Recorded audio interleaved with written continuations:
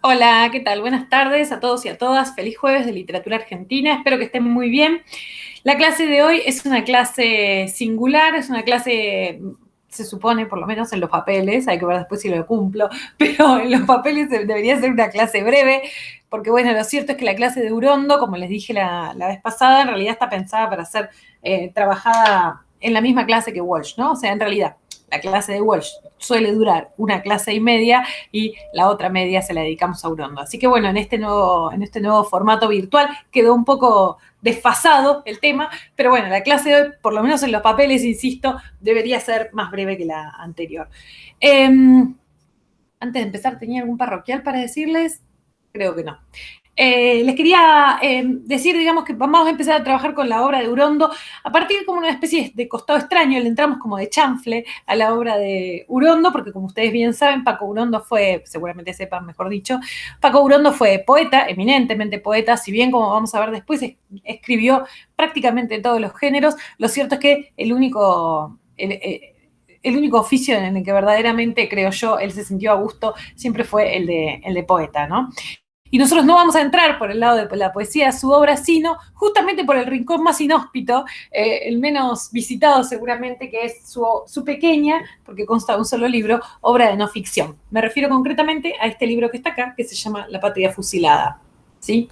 Después vamos a hablar algunas cuestiones en general sobre el libro, algunas coordenadas biográficas y también, ¿por qué no?, bibliográficas.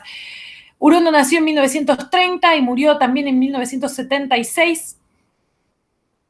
Fíjense que es de la misma generación que Walsh, es apenas un par de años más chico. Eh, las similitudes con la vida y con la obra de Walsh, porque no, también no se agotan solamente en la coincidencia. Lo cierto es que también, al igual que Walsh, murió en el marco de distintos procesos, ¿no? Policiales que llevó adelante la dictadura. En el caso de Urondo, mucho más velozmente, ¿no? Murió en el 76, ahí cito nomás del golpe de Estado. Eh, Ustedes saben, o quizás no lo sepan, pero la muerte de Urondo tiene como una especie a ver, de halo extraño, un halo un poco incluso como hollywoodense, ¿no? Él formaba parte de Montoneros, igual que Walsh tenía como un papel, si se quiere, más era más como una especie de intelectual afiliado a la causa que un miembro efectivo, ¿no? Y de la guerrilla. Lo mandaron en el 76 o a fines del 75, ahora no me acuerdo, yo creo que ya con el golpe lo mandaron a Mendoza, según Walsh, que hace después una lectura de la muerte de Urondo, un error grosero de Montoneros, porque lo mandan a Mendoza, que era en ese momento un polvorín, y lo mandan a él, que además era una figura ciertamente notoria, ¿no? Y que podemos pensar, ¿se acuerdan que con Walsh dijimos, ¿no? Bueno, era como una especie de presa, ¿no?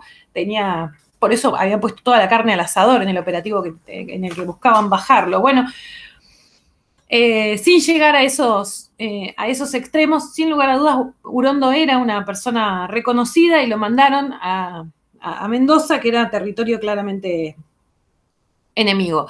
Urondo, les decía, muere en una especie en lo que en ese momento solía llamarse enfrentamiento, que más o menos tiene unas aristas bastante confusas, porque él venía en un auto, lo empiezan a perseguir porque se dan cuenta de que era él, y él venía con su mujer y su hijita, y las hizo bajar del auto, les dijo que se había tragado, vieron que los montoneros tenían una pastilla de cianuro que siempre tenían por las dudas, por si los agarraban para no morir, para no caer, sino morir. Y él les dijo a ellas que tenía la pastilla de cianuro, que ya la había mordido para que se fueran. Lo cierto es que quiso poner una resistencia, fue hasta el baúl del auto, creo que llegó a agarrar el arma, una cosa así. Pero lo cierto es que es un episodio muy penoso además porque de hecho ni siquiera lo matan a los tiros, ¿no? Lo matan, le dan un culatazo en la cabeza, se supo después y esa es la forma en la que lo matan, queriendo un poco reducirlo. Recuerden que otra vez decimos, para la dictadura tenían tanto Walsh como Urondo, pero sobre todo Walsh, tenían como una especie de peso específico, ¿no? Desde el punto de vista del imaginario montonero muy, muy particular. Después vamos a ver que el caso con Haroldo Conti va a ser análogo, si se quiere, un poco más descabellado, porque lo cierto era que Aroldo Conti ni siquiera había pasado a la clandestinidad, como vamos a ver después, a él mismo no parecía demasiado importarle, pero también, otra vez, ¿no? Ese tipo de figuras que que parecieron agarrar, tenían un peso más simbólico que otra cosa para la dictadura y por eso era muy importante en algún punto liquidarlos, ¿no? Como fue lo que pasó con Urondo. La muerte de Urondo pesó profundamente sobre la conciencia de Walsh, como les decía antes, le pesó enormemente, le pesó mucho al movimiento, también a Montoneros, fue un golpe también terrible para la organización. Urondo, al igual, fíjense qué interesante la serie de paralelismos, exactamente igual que le había pasado a Walsh, también había perdido una hija en manos de la dictadura, también en el caso de Urondo en el 76, en el mismo año que lo matan a él, unos meses antes habían matado a su hija, que también formaba parte de la organización Montoneros. ¿Qué me refiero con esto? ¿Qué estoy haciendo con estos paralelismos con la vida y la obra de Walsh? Además de, por supuesto, señalar que había una afinidad personal entre ellos, o sea, eran amigos, y eso explica algunas afinidades de otro orden. En realidad yo lo que quiero señalar es justamente lo contrario, es decir, fíjense cómo los dos, en el fondo, lo que nos muestran es que ambos participan de una suerte de clima de época, podemos pensar, ¿sí? ¿Por qué me interesa señalar esto de lo que permanentemente hablamos, ¿no? También que tiene que ver con la construcción de la zeitgeist de cada momento.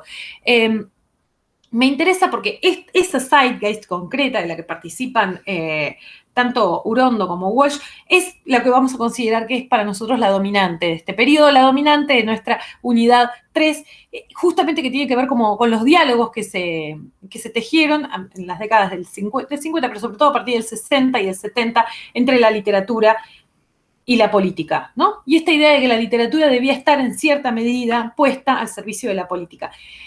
En el caso de Walsh lo vimos, un caso quizás, si se quiere, como más entendible, ¿no? Walsh venía del palo de la literatura policial, que además tiene una lectura política per se, ¿no? Dicho, es inmanente, ¿no? La lectura política que uno puede hacer del policial en sí mismo. Lo que me interesaba, me gustaba salir de este espacio de enunciación, justamente por un lugar que, si se quiere, un poco menos pensable, ¿no? Que tiene que ver justamente con la poesía. Urondo también consideraba que se podía y que era necesario y que era lo que había que hacer, lo que determinaba el tiempo que había que hacer, en algún punto se podía hacer, decía, política a través de la palabra poética, ¿no? Y ahí sí me parece que la apuesta es bastante más arriesgada, si se quiere. Nosotros decía, vamos a trabajar con La Patria Fusilada porque justamente también aprovechamos la obra de Walsh para visitar un costado que, como saben los que hicieron o hacen conmigo, los que hicieron, todavía los que hacen, ¿no?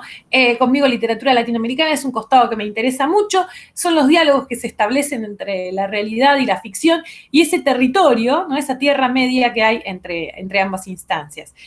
Ese territorio que es como, en algún punto, un no man's land, ¿no? El territorio de nadie en la guerra de trincheras, pero que también a mí me gusta porque tiene ese carácter como pantanoso, ¿no? Un espacio donde es difícil transitar, donde pareciera difícil hacerse un lugar. Bueno, en ese lugar entra La Patria Fusilada, ¿sí? Libro que para mí tiene una factura muy, muy singular, incluso dentro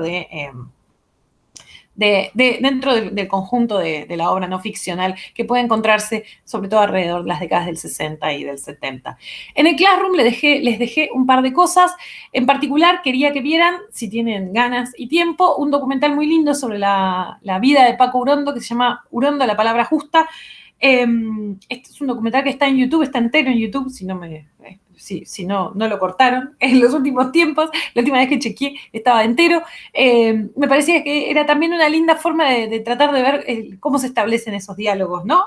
Cómo se trabaja de una forma, con una serie de recursos que son propiamente de la ficción, como tiene que ver con el género documental de lo audiovisual, cómo se trabajan también los elementos propios de lo biográfico, ¿no? Así que esto también me gustaba. Y otro textito que no se los puedo dejar.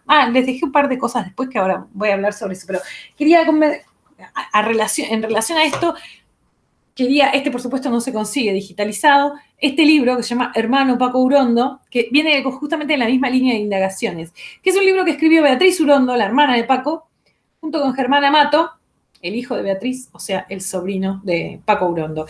E hicieron este libro, que es un libro autoeditado, ¿no? Que para mí es un libro muy lindo, además de porque en definitiva, es la historia de una relación, la historia de la relación entre los dos hermanos, ¿no? Entre Beatriz y Paco, y además la historia, como a partir de ahí, la historia de toda la familia. Es un libro que, digo, eso lo vuelve un libro de por sí entrañable, digamos, ¿no? Tiene algo, aparte como una especie de, como de delicadeza en el tránsito de esa relación que es muy adorable. Pero además me gusta porque está compuesto como de forma muy fragmentaria y también atravesado por una serie de documentos, ¿sí? Que van desde las fotos de familia, ¿no? Hasta textos manuscritos de Paco, de la hermana, ¿no? Podríamos pensar que construye la historia de esa relación de hermanos a través justamente de una serie de documentos. Esos documentos también incluyen, ¿por qué no?, poemas, ¿no? Poemas del propio Paco, textos, las cartas que se escribían cuando él estuvo preso. Me parece un libro muy, muy adorable. Y también justamente porque, otra vez, ¿no? Me parece que es un lindo trabajo sobre las delicadas formas de relación que se establecen entre la literatura y entre la ficción propiamente dicha y el material documental en el que esa ficción puede basarse, ¿sí? Una lástima que no, por este tipo de cosas sí también extraño las clases presenciales, porque me gustaría que lo vieran el libro, ¿ven? Tienen las fotos y además tienen como los epígrafes de las fotos viejas, poemas, fragmentos como de diálogos fraguados. Es un libro bien, bien fragmentario, en ese sentido es como bien posmoderno, podríamos pensar, bien fragmentario y también bien como atravesado por el documento. Eso. Después les dejo, y esto sí me parece que es central que ustedes lean, les dejo una antología de poemas que hice de Paco Urondo. A Paco no lo vamos a ver dentro del taller de poesía. Alguna vez lo hicimos, pero no lo vamos a ver dentro del taller de poesía, pero eso no quita que justamente tengamos, digamos, a disponibilidad esta antología de poemas que me gustaría que ustedes visiten de una forma, digamos, no solamente que los ojeen los poemas, ¿no? Quisiera que los mirasen con detenimiento y que también tratasen de capturar esto de lo que hablamos siempre que hablamos de poesía, que tiene que ver con, en definitiva, la poética, ¿no? Las formas de construir el poema, las formas de pensar la relación entre la palabra y el poema que establece cada autor o autora. Bien, eso. Y les dejé algunas cosas más, bueno, un par que vamos a leer ahora también, ¿sí? ¿Algo más sobre esto? No, nada más. Bien, les decía además sobre Paco, bueno, les conté un poco, empecé como una parte medio extraña, si se quiere, porque les conté primero la muerte antes que algunos de los hitos de su vida. No es casual eso, justamente una de las características que va a tener ya no solo Paco Urondo, también Walsh, y por qué no por qué no Conti, el próximo autor que vamos a ver, tiene que ver con que justamente buena parte como de la vida y de la obra se entrelazan, y sobre todo que hay algo como de esas muertes que en algún punto podemos pensar iluminan retrospectivamente la obra, ¿no?, de estos autores. Como lo hablamos siempre, ¿no? Esta especie como de relación parricida que tiene la literatura nacional. Nadie nunca va a poder, en definitiva, atacar la poesía de Urondo, de la generación que vino después, porque, bueno, es difícil atacar la memoria de un tipo que muere en esas circunstancias. Se entiende, ¿no? Lo que quiero decir. Eso no necesariamente lo vuelve venerable para nada, pero sí, lo cierto es que hace bastante más difícil cualquier forma de ataque hacia su obra, ¿no? Bien, entonces, ahora sí, algunas otras cuestiones sobre su bibliografía, sobre su biografía y también, porque no, algunas cuestiones sobre la bibliografía. Les decía, Urondo, esto ya vamos viendo cómo también se perfila un momento en la historia intelectual de Argentina. Urondo, vieron que Walsh, decíamos, había tenido un paso por la carrera de letras. Bueno, Urondo había terminado la carrera de letras, se va volviendo cada vez más profesional en algunos casos, solo en algunos, la formación del escritor. Decíamos, tenía un paso académico importante, tuvo algunos otros cargos también vinculados al mundo del venía de palo académico, su padre, ahora no me acuerdo qué era, pero era onda ingeniero o arquitecto o algo por el estilo, y era también profesor universitario. Urondo fue funcionario público durante también varios años, formó parte de las secretarías de Cultura y demás. Lo curioso es que fue funcionario público, pero no de gobiernos peronistas, porque, como decía antes, Urondo tenía una familia intelectual muy vinculada al mundo universitario, ¿no? En la provincia de Santa Fe. Y era, como solía ser buena parte del mundo universitario en las décadas, en la década del 50 y del 40, venía de una familia profundamente gorila, ¿no? Profundamente antiperonista. Su padre era profundamente antiperonista, consideraba que había tenido, digamos, había sufrido en algún punto ¿cómo se llama? No me sale en español, me hago la bilingüe, pero digamos, no es que sea bilingüe ni nada, pero demotion, ¿no? Como le habían bajado el cargo del gobierno de Perón, así que era una familia bien claramente gorila. De hecho, la historia sobre la salida del closet peronista de Urondo es formidable, porque su familia, él cae preso, ¿no? Creo que en el 72, más o menos para la época de la patria fusilada, un poco antes, ¿no? En el 72 y demás, cae preso por militante, ya era montonero, ¿no? Ya era un militante montonero, y cuando le van a avisar al padre, ya era un tipo grande, ¿no? Piensen que era un tipo de más de 40 años. Le van a avisar al padre que el hijo estaba preso en la cárcel de Devoto por militante, era un preso político, ¿no? Por militante político. Y el tipo dice, ¿qué? No, se están equivocando, no es mi hijo de que hablamos, nosotros somos antiperonistas. Esa es la salida del closet de Paco Urondo, así su familia se enteró que era peronista. Parece que fue bastante traumático, yo me río, pero fue bastante traumático para la familia, ¿no? Las dos cosas, que estuviera preso, pero sobre todo que fuera peronista. Bien, eso por lo menos es lo que cuenta Beatriz en el libro. Justamente de este momento de la vida de Urondo es que viene La Patria Fusilada, y me gustaría hablar un poquito sobre de qué se trata este libro que decíamos es tan raro, tan curioso dentro también de la producción, ¿por qué no?, de la década del 60 y del 70. La Patria Fusilada, que está acá, es un libro que podríamos pensar, resume o transcribe una serie de conversaciones entre los sobrevivientes de la masacre de Trelew, ¿sí? No voy a explicar acá qué es la masacre de Trelew. Cualquier cosa, aquel que no recuerde, no lo tenga muy fresco, puede poner pausa, buscar en Wikipedia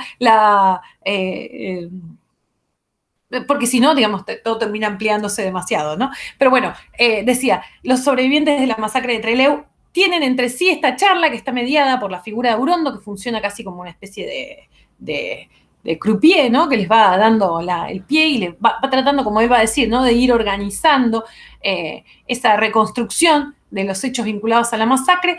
Y hasta ahí uno dice, bueno, está bien, es una entrevista, el libro. ¿Cuál es la particularidad? La particularidad que lo hace para mí singular, sin lugar a dudas, totalmente singular, es que es una entrevista que llevan adelante en la cárcel. Están todos presos. Los personajes del libro están todos presos en este momento, en el momento de la entrevista. Tanto los entrevistados, digamos, como el propio Urondo estaban en la cárcel de Devoto. Esta entrevista tiene lugar, como el propio Urondo va a decir, una noche de mayo de 1973, la noche justo anterior a que asumiera el gobierno de Cámpora. La primera medida, como ustedes saben, del gobierno de Cámpora tuvo que ver con, la primera ya para elecciones, por supuesto, pero la segunda tuvo que ver justamente con el indulto a los presos políticos. Devoto era la cárcel de los presos políticos por antonomasia, ¿no? Había presos comunes, pero era la cárcel de los presos políticos por antonomasia, así que todo era festejo en la cárcel de Devoto esa noche de 1973, de 1873, ya estoy hablando del siglo XIX, es mi tendencia siempre a volver al siglo XIX, sabrán disculparla. Es en definitiva esa conversación, ¿no? Pero fíjense qué interesante la factura. Se trata de una conversación que está transcripta, ya hay algo interesante para pensar. Hay ahí un documento ¿no? Piensen en lo que habíamos hablado de que decía Ana María Mar Sánchez sobre la condición básica del relato documental o testimonial, que tenía que ver con el trabajo sobre una serie de documentos que, dice Ana María Mar Sánchez, mediante una serie de procesos que ella denomina de subjetivización, que son en definitiva unos procesos ficcionalizantes, terminan convirtiéndose en obras literarias. Y acá viene lo interesante. Eso, lo vimos, era muy fácil de detectar en la obra de Walsh, por lo menos en Operación Masacre, era muy interesante, muy fácil detectar cuáles eran esos procesos de subjetivización y por qué eso se construye como una obra literaria, ¿no? A partir, pese a que está construido a partir de una serie de documentos, se construye como una obra literaria. Lo que tiene interesante para mí la batalla fusilada es que es la transcripción de una entrevista, ¿sí? Que ni siquiera es tanto una entrevista, es una conversación entre ellos de la que Urondo participa, podríamos pensar. ¿Cuáles son entonces, podríamos pensarnos, los procedimientos literarios por los que esa entrevista, en vez de salir en un diario, en una revista, sale y se publica como un libro? No solo ahora, en su contemporaneidad también tiene esa forma. Y les digo más, algo que si se quiere es más controversial. ¿Por qué? Es un libro que lleva la firma de Paco Urondo. ¿Sí? Otra característica que también tiene en la época el libro. Quiero decir, no es que sea algo que se le puso después ni demás, ¿sí? Bueno, algunos dirán, algunos, sobre todo los que ya hicieron conmigo Latinoamericana, los que ya vieron la obra de Elena Poniatowska, dirán, bueno, hay un trabajo de, necesariamente no tiene por qué estar la palabra, ¿no? Autoral, para que haya un trabajo, para que haya un trabajo de autoría, para que haya un trabajo, ¿por qué no?, de curaduría de eso que aparece en el texto. Bueno, podríamos pensar que hay ahí no, bueno, una respuesta posible, de las muchas posibles, ¿no? De las muchas que se abren en relación a esto. Sin lugar a dudas, y antes de que siempre hay alguien que me lo dice, no tiene que ver con razones comerciales esto, digamos, sobre todo para la década, sobre todo para el 73, cuando este texto sale, o creo que en el 74, cuando sale por primera vez, la razón por la que se vendía, si se quiere, no tiene que ver con que que estuviese firmado por Paco Urondo, no, tenía que ver justamente con los protagonistas de los hechos, ¿sí? Todos querían conocer la verdad, querían conocer en primera persona el testimonio que daba cuenta sobre la masacre de Trelew, ¿sí? Así que la razón comercial no sería por lo menos a priori la de peso, ¿no? Vendía por la temática, porque aparte tenía un nicho muy pequeño, diríamos, un nicho comercial, diríamos hoy, muy pequeño, no sé si tanto, pero quiero decir, se le vendía a la militancia, diríamos, hoy, ¿no? O sea, pero vende más que nada por eso, por los entrevistados, por los protagonistas de los hechos, ¿no? Vende, si se quiere, por la naturaleza del documento. Bien, pero ahí hay algo interesante para pensar. No voy a tener una respuesta, les advierto. Les advierto desde el vamos, no va a haber una respuesta a esta, que para mí es una buena pregunta, ¿no? Una buena paradoja. ¿Por qué esto es un libro? ¿Por qué es considerado por el propio Urondo literatura, ¿no? Y sobre todo, ¿por qué puede llevar una firma autoral un libro? ¿Qué es lo que habilita que esto sea un libro efectivamente de Paco Urondo? A mí siempre me parece que una de las cosas que tiene lindas el género documental o testimonial, que tiene lindo todo el trabajo en realidad, sobre el material de lo real, siempre tiene que ver con que problematiza ontológicamente, filosóficamente, algunas cosas que para nosotros están como dadas, ¿no? Sobre todo vinculadas por ejemplo, a la noción de autoría.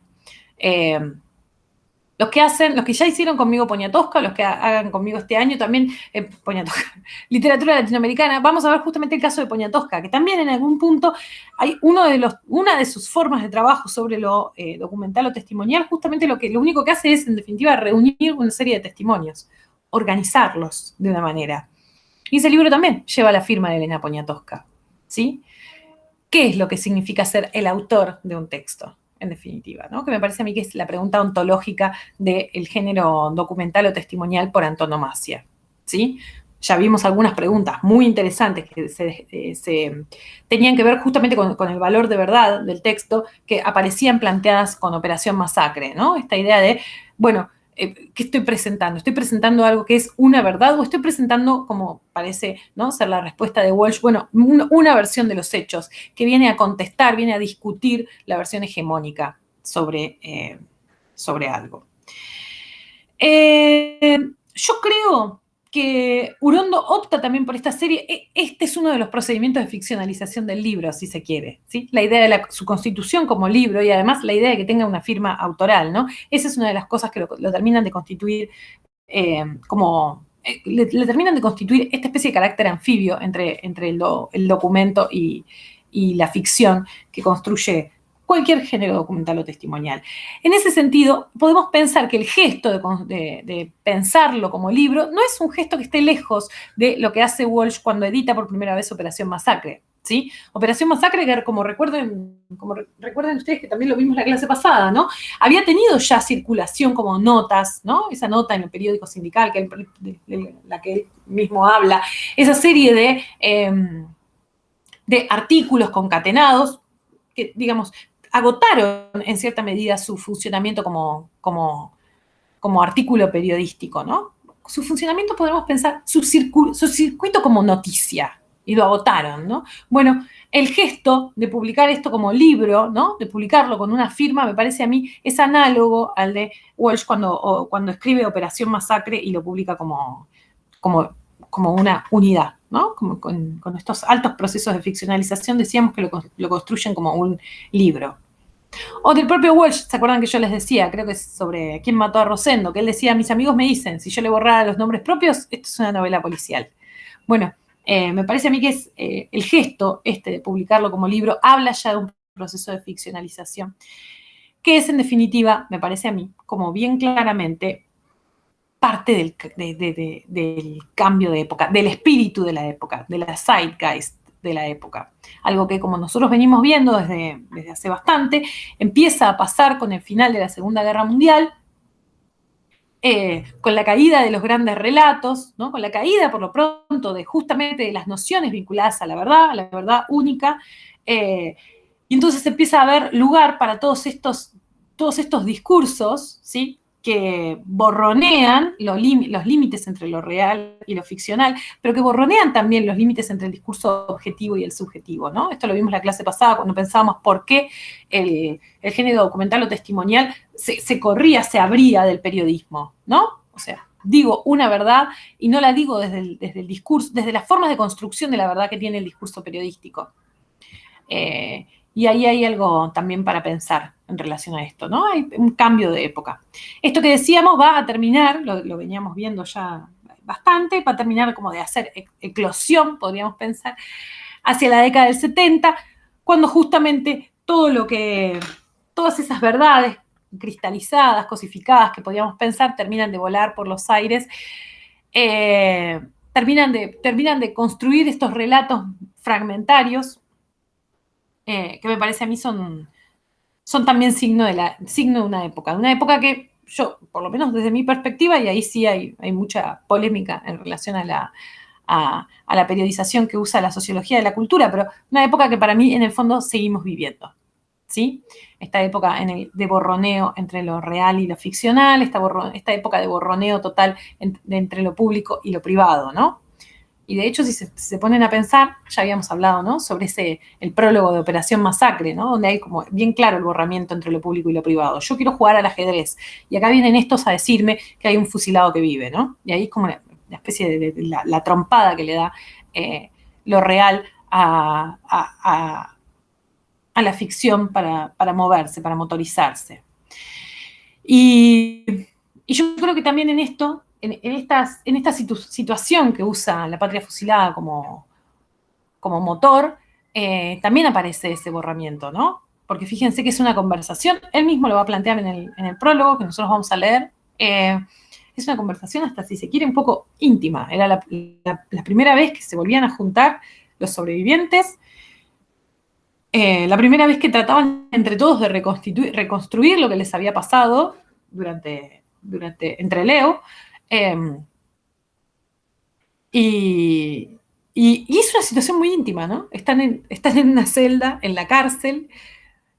El propio Urondo va a decir, la situación tenía muchísimo de intimidad, ¿no? Bueno, y para mí esto justamente es también signo de la época que empieza yo pensaría hacia el 73, y que termina para mí, nosotros todavía estamos viviendo, ¿no? En ese periodo.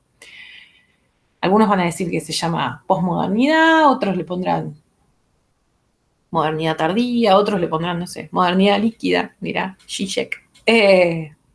Mil formas, ¿no? Pero bueno, lo cierto es que todos coinciden por lo menos en que algo que empieza a romperse hacia el final de la Segunda Guerra Mundial termina de fracturarse durante la década del 70, ¿no? Y todavía estamos viendo, ¿no? Los efectos de ese Big Bang. Bien, perdón si me fui un poco, pero créanme que siempre, en el fondo siempre estamos hablando sobre esto, ¿no? Estamos hablando sobre el género, que es una de las cosas sobre las que yo quería que problematizáramos un poco con estas dos obras que leemos al respecto. También para mí hay como una especie de gesto, hablando de esto de escribirlo como un libro, presentarlo, ¿no? Con un autor y demás, hay como una especie de gesto, si se quiere, un poco, hasta, ¿por qué no pendenciero, ¿no? Pero que sin lugar a dudas habla de cierto coraje, de cierta valentía. ¿Por qué? Porque tanto este texto como Operación Masacre, decíamos antes, para realizar una denuncia que en el fondo lo que quiere es intervenir sobre el mundo de lo real, ¿no? Utiliza las herramientas propias de la ficción, utiliza las herramientas propias de la literatura. Todavía piensen, estamos en un contexto en el que la literatura está, podríamos pensar, como sospechada, ¿no? De mentira. La literatura es, no, bueno, es pura literatura, sigue estando, ¿no? Todavía esa expresión, pensando en relación a, bueno, es algo de mentira, una ficción, ¿no? Una mentira. Bueno, sin embargo, fíjense cómo acá, en La Patria Fusilada, lo que quiere es dar a conocer, ¿no? Un hecho, denunciar una serie de hechos a través de las herramientas que van a ser propias de la literatura, por lo menos desde su punto de vista como formal. Lo voy a presentar como un libro, va a tener un autor, va a tener un prólogo, y ese prólogo va a tener, fíjense, en el colmo de los colmos, va a tener una especie de preprólogo, ¿no? Va a tener una apertura, que es un poema. Sí, es un poema, ¿no? En el colmo de jugarle todos los números, ponerle todos los números a la literatura, pero no porque entienda que la literatura es una forma de escapar de lo real, sino que al revés, la única forma de darle en el centro a lo real, de darle en el centro a la denuncia, es mediante la literatura. Esa viene a ser, y acá viene para mí la clave de, una de las claves por lo menos del periodo, ¿sí? La literatura no es una forma de circunvalar lo real, sino la mejor forma de llegar a lo real, ¿sí? La mejor forma de hablar de lo real es mediante, ¿no? Eso que podría parecer un circunloquio, ¿no? Que es el artificio propio de la literatura. Decía, el libro tiene un preprólogo, que es este poema de Juan Gelman. Mi edición es una edición hipermoderna de La Patria Fusilada, es de 2010, así que tiene adelante un prólogo que es del editor, del tipo que lo publica en el 2010, así que ese no nos importa, digamos, con el respeto que me merece. Quiero decir, no viene a cuento de lo que estamos hablando ahora nosotros, ¿no?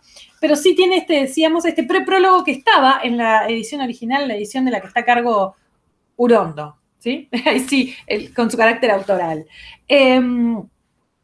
Para mí es interesante además que empiece con un poema. Empieza con un poema de Hellman. Ahora vamos a ver qué pasa con el poema de Hellman, pero también porque para mí viene como a marcar, justamente la huella autoral, ¿no? Viene a marcar en definitiva el territorio de Urondo. El territorio de Urondo es la palabra poética, que, y acá viene la salvedad, ¿no? Para Urondo no estaba para nada desligada del quehacer político, ¿no? Al revés. Recuerden, Urondo decía, ¿no? Empuño la palabra porque, como quien empuña un arma, ¿no? Porque busco la palabra justa. Aparte del juego interesante, ¿no? La palabra justa, en el sentido de la justicia, y retoma la just mot, ¿no? De Flaubert, la palabra justa en el sentido de la más adecuada, ¿no? Bueno, ahí hay algo interesante también para pensar en cómo cambiaron los tiempos, ¿no? Para Flaubert, que la literatura es un artificio, la palabra debía ser la adecuada, la mejor para producir ese efecto, ¿no? Y para Urondo, la palabra debería ser justa, en el sentido de que debería ser un instrumento de la justicia. Hay algo también para pensar. Voy a leer con ustedes el poema de Hellman, porque además es un poema muy hermoso. Se llama Condiciones. El sencillo pajarito, objetivamente casi muerto, alzó el ala y pió. ¿Con qué fuerza? ¿Qué aire o mano le levantaba el ala? ¿Qué mano le sacó el aire del pulmón roto para piar? Del cementerio de sus sueños, ¿Algún sueño aún brillando como aguas de plata moviéndose volvió a su voz? ¿Fue su voz? ¿Todo no estaba perdido entonces, o pisoteado, deshecho o roto? ¿Quién lo soñaba, sino al pájaro tocado por la puntita de la muerte para que pudiera alzar el ala y piar? Oh muerte, que así retrocedes, oh muerte, que así retrocedes. Y el espectador ya dispuesto a llorar.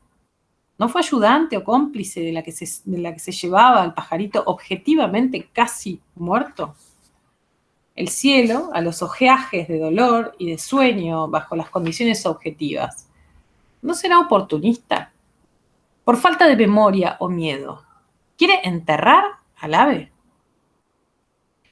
Bien, el poema que está escrito para esta ocasión, en definitiva, justamente me parece a mí que es interesante porque lo que trae a colación, recién me quedé pensando, digo, bueno, elige un poema, pero elige un poema para marcar el territorio, pero no elige un poema propio, porque eso ya para mí sería, él mismo de haber pensado que hubiese sido un gesto recontrapedante. Elige un poema de Hellman, que por otro lado es un compañero de militancia, ¿no? Y es un poema, por otra parte, que, como decía, como iba a decir recién, busca metaforizar algo de la experiencia de Trelew, ¿sí? Ahí hay algo interesante también a tener en consideración. Voy a tener que cortar un toque.